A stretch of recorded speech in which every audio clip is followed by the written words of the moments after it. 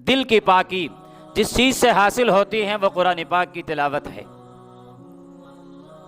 दुनिया में सबसे पाकीज़ा लोग वही होते हैं जो हर वक्त कुरान पाक की तिलावत में मसरूफ़ और मशगूल रहते हैं। ये दिल के एतबार से दुनिया में सबसे पाकीज़ा तरीन लोग और रब के यहाँ सबसे अफजल तरीन लोग होते हैं। तो फरमाया कि दिल की सफाई के लिए दूसरी सबसे बड़ी बुनियाद वो कुरान पाक की तिलावत है। समझ कर पढ़ें, ये तो नूर अला नूर है, और अगर बेसमझ पढ़े तो तब भी इंसान का अमलनामा नेकियों से भरा रहता है।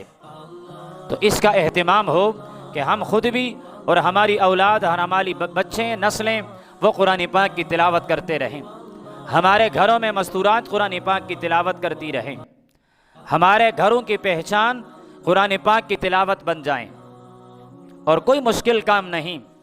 हम नमाज के लिए आते हैं, जैसे ही आज़ान हो जाएं तैयारी करके मस्जिद में आएं। अगर सुन्नतें हैं तो वो अदा कर लें, और अगर सुन्नतों का वक्त नहीं, कुरान पाक लेकर 2 मिनट 5 मिनट जितना हमारे पास टाइम है, 1 रुकू 2 रुकू 4 रुकू, जितना हम उस दौरानिये में पढ़ सके उतना कुरान पाक की तिलावत करें। नमाज से फारिग हो जाएं, नवाफिल से फारिग हो जाएं, 5 मिनट के लिए रुकें, कुरान पाक लेकर 5 मिनट कुरान पाक की तिलावत करें और चले जाएं।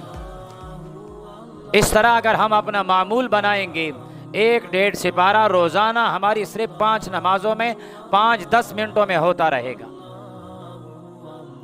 सोकर उठें, वुज़ू करने के बाद सबसे पहला मशगला मोबाइल उठाने के बजाय कुरान पाक उठाएं।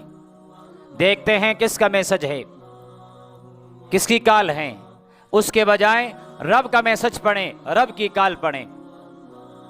रब ने हमारे पास जो मैसेज भेजा है, जो पैगाम भेजा है कुरान पाक, उसको लेकर उसकी तिलावत करें। रात को सोएं तो सोने से पहले मोबाइल रखें, और सबसे आखिरी मुबारक चीज़ जिसकी हम ज़ियारत करें वो कुरान पाक होनी चाहिए।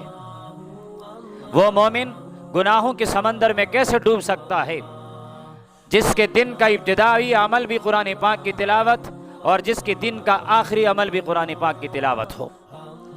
फिर कौन से गुनाह इसको हलाक कर सकते हैं। लेकिन ये मेरी और आपकी ज़िंदगी का मामूल बन जाए।